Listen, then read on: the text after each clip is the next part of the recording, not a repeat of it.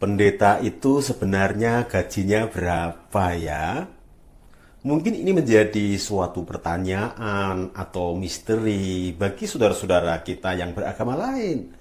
Bahkan juga mungkin bagi beberapa jemaat.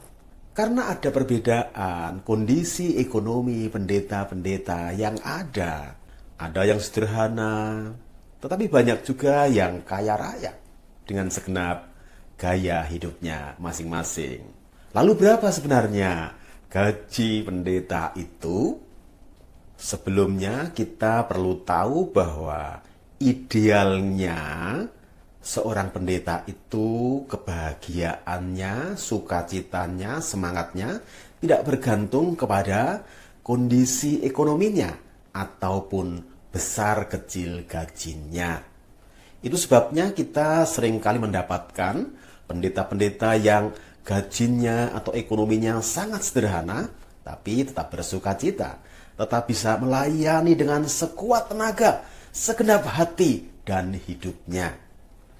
Tetapi kita juga tidak usah menutup diri atau tidak mengakui ada juga pendeta yang ekonominya sangat sederhana, kemudian dia mengeluh ataupun juga kurang bersemangat dalam melayani.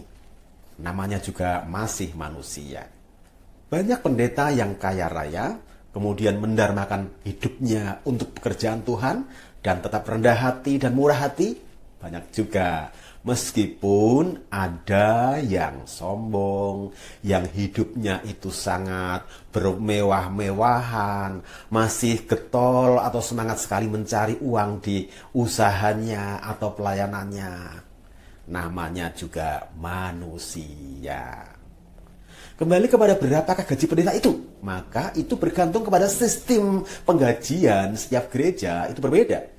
Paling tidak ada dua kubu atau dua cara atau dua metode bagaimana pendeta-pendeta itu mendapatkan penghasilannya. Kubu yang pertama ialah pendeta yang digaji full secara tetap oleh sebuah gereja. Misalnya di GKI atau Gereja Kristen Indonesia, di GKJ Gereja Kristen Jawa, di HKBP Huria Kristen Batak Protestan, itu pendetanya digaji dan mereka full melayani pekerjaan Tuhan. Artinya tidak punya usaha sampingan. Sungguh-sungguh full melayani pekerjaan Tuhan, melayani jemaat-jemaat yang dipercayakan. Gajinya berapa? Gaji mereka kebanyakan seperti pegawai-pegawai pada umumnya di mana mereka melayani Tuhan. Artinya tidak besar sekali atau lebih besar dari kebanyakan pendapatan jemaatnya. Rata-rata seperti yang lain. Berapa ini? Misalnya ada seorang pendeta di GKJ, Gereja Kristen Jawa, melayani suatu gereja induk dengan 3 cabangnya atau 3 pepantannya. Itu gajinya ya sekitar 3 juta.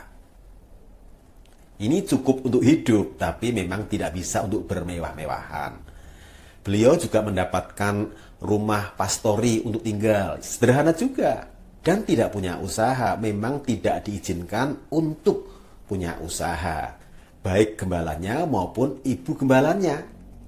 Untuk gereja-gereja yang lebih besar, mereka para pendeta ini juga mendapatkan gaji, tapi tidak terlalu tinggi. Kurang lebih sama dengan UMR, di mana mereka dipercayakan untuk melayani jemaat Tuhan. Bahkan banyak yang kurang dari itu, kan tergantung dari kemampuan jemaatnya juga. Kalau jemaatnya persembahannya tidak mampu sebesar itu, ya pasti menyesuaikan dan mereka sudah siap, tidak apa-apa seperti itu. Itu sistem kubu pertama di mana pendeta digaji. Dari sisi ini, dari kubu ini memang kebanyakan pendetanya hidupnya itu sederhana atau paling tidak normal-normal saja.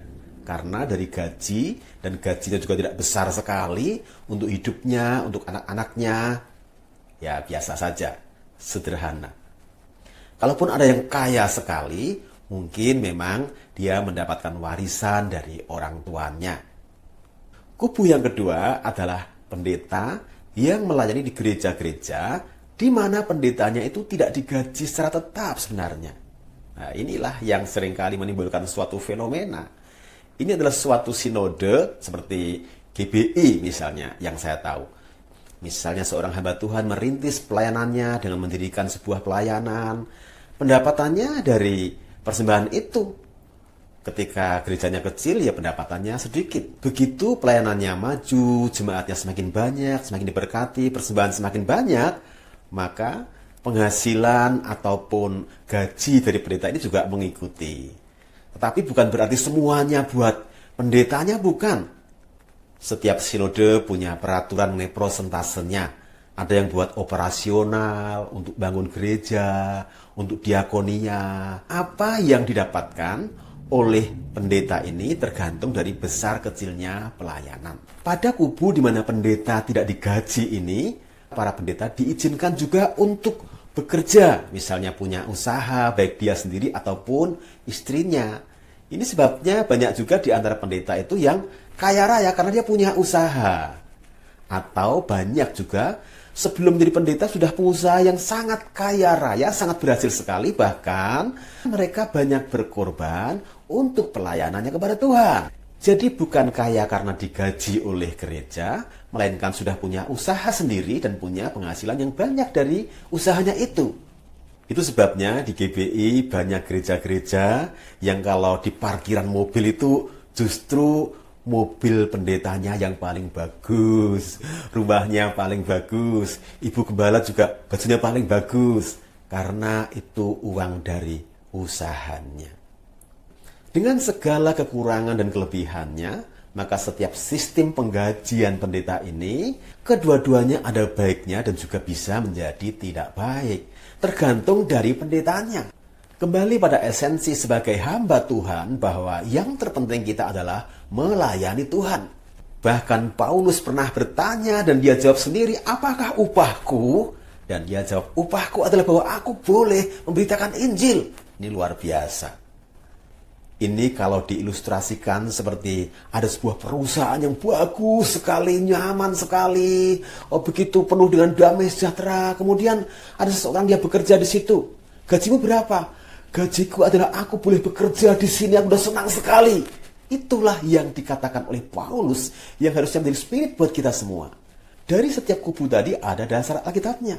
Kubu yang pertama di mana seorang pendeta digaji oleh gereja dan tidak bekerja.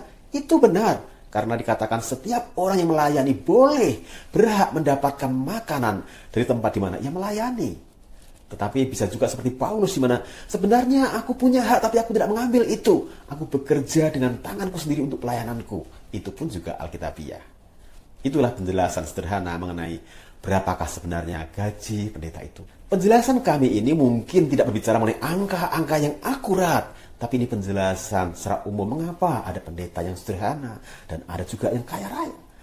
Dan kita mengetahui bahwa di antara mereka semua itu dan kami semua ada sukacita, damai sejahtera, semangat yang menyala-nyala bukan karena berapa besarnya gaji atau keuangan kami, tapi bahwa kami boleh bekerja untuk Tuhan, bahwa kami boleh menggembalakan umat Tuhan, bahwa kami boleh mengabarkan Injil keselamatan dari Tuhan. Tuhan berkati kita semua. Amin.